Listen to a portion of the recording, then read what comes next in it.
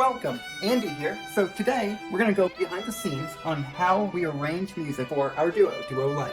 The reason why we arrange music is that we create effects of sounding more than just two people, and it also helps the music fit our instruments better.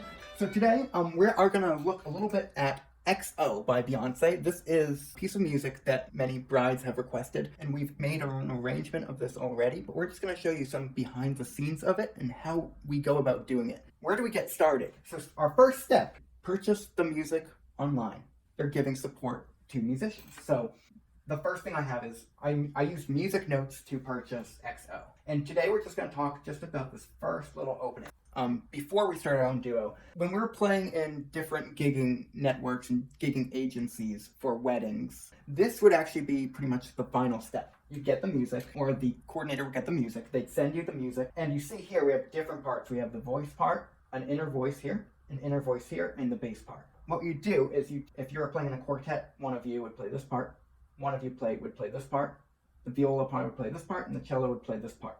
And that's how it would be divided up. This would be it. You show up and you play this. This is for us. This is only our first step. What we're going to do with this is we're going to change it a bit to create more unique effects and make it sounding a little bit more interesting, especially with the nature of string instruments. Take this opening, and I'm just going to, on piano, I'm going to play just a little bit so you hear it. This piece of music, actually written for piano and voice, this version, it sounds actually okay for this instrumentation.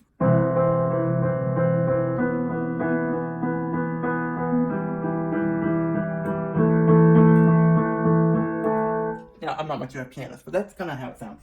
If you see here, there's multiple different parts. There's actually more than two, and we have two people. If we simply just take the melody, viola part will just play one of the inner voices like this. That is actually not an arrangement. That's dividing up the parts where you can and leaving stuff out. Arrangements is personally catered and tailored to an ensemble. For us, it's always violin and viola duo. What we're going to do is, I have my music writing software here. It's just called Finale program. It's great to use. It's what we use for all our arrangements. And what we're going to do is we're going to go to a new file, new document. And here, see if we have our own little Duo Lite down here. Violin and viola. And the title, obviously, is going to be XO. The composer is Beyonce. The arranger is Duo Lite, which is us. So this is our own arrangement.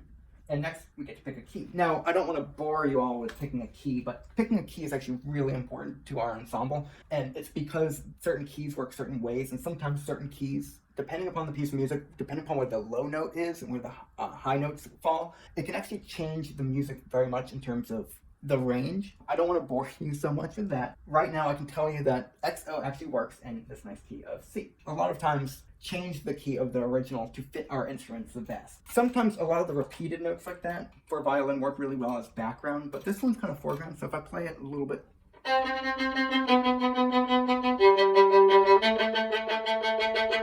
It sounds, it sounds okay, but for the nature of our instruments, sound a little dull. We're gonna change it up quite a bit. Another part of the process is the creative kind of aspect of what we can do with our arrangements. And it's not just about copying the music. What can we do to make it unique? With XO, the vocal part of XO kind of comes in, and then there's a lot of gaps in between. Because of this, and because we're only two people, we're going to use probably both of us to play the backing, and then when the voice comes in, one of us will take over for the voice. What we're going to do is, this would actually sound really cool. A lot of things on violin sound really cool, and viola sound really cool when we have like different string crossings and range. So even though a lot of this is repetitive notes, we're actually going to do it a little bit different. Instead of taking just one note like this, essentially what you want to do is to make it sound a little bit more interesting for our instruments. For a synthesizer and piano, this repeated kind of style work out very well, but for our instruments, it's actually kind of cool to create different ranges. Like,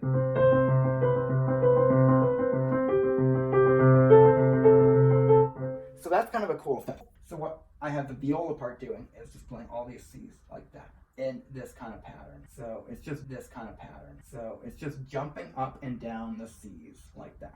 One of the parts is that the C, then the top C is going to go down to a B. What we have sounds like this on our program.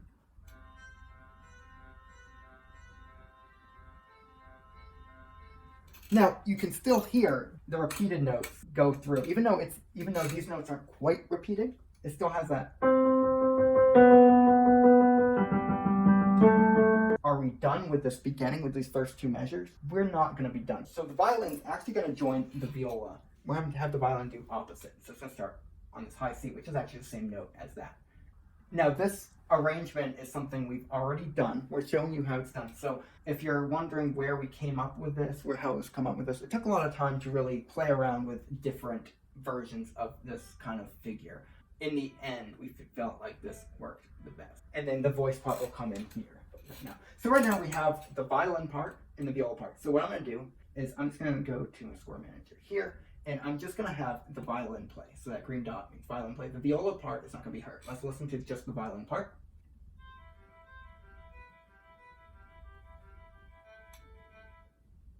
Sounds okay. You hear that? So it's got the similar thing.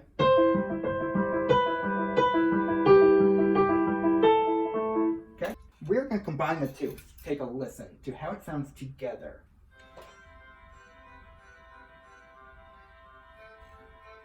Now, do you hear the offsets of those C's? You can still hear the repeating C's, so it's kind of like they jump around. So one part goes, and the other part goes kind of the opposite. And together, they kind of have a kind of cool sound. So you hear how what we did was we took the original one,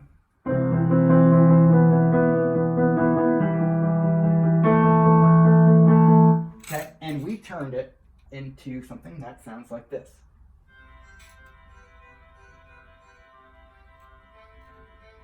And you can see how it still has the same effect, but because now there's more variety in terms of the high and low, it creates all these extra effects. Even though it's just two of us, the only musicians you're paying for are just the two of us, you're actually getting effects of sounding more like 3 and 4 instruments. And that's just, right now, I'm showing you one technique of just having the register switch around. And because the viola and violin are switching off, especially these top C's here, that C and that C, it kind of creates like an echo effect, like in the real version. This is not the only process we have when arranging music.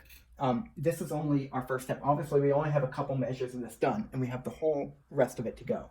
This is not what we do with just XO. We do this same procedures and same creative effect to every single piece of music we arrange. Every single piece of music that a bride and groom request for their wedding, or every single piece of music someone requests for their event, for when we play background music, we don't just download this music and then we just pick apart and play it. We go through the same thing for each piece of music. We figure out how to arrange it properly for our duo so that it's tailored the right way for our instruments, and it creates the effect of sounding much more full. I'll show you all of the arrangements that we have. So we have them all printed out, ready to go, but these, we do the same thing with each of them.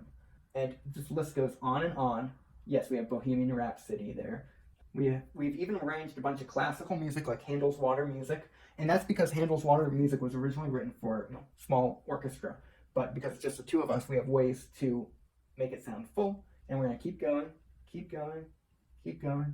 All of these are our own arrangements. Each one of these arrangements takes a long time to do, and we've built this up, and the reason is that when we have a good arrangement of something that fits our instrument, you can really tell the difference. I hope you got more of an idea of what we mean when we say we do our own arrangements.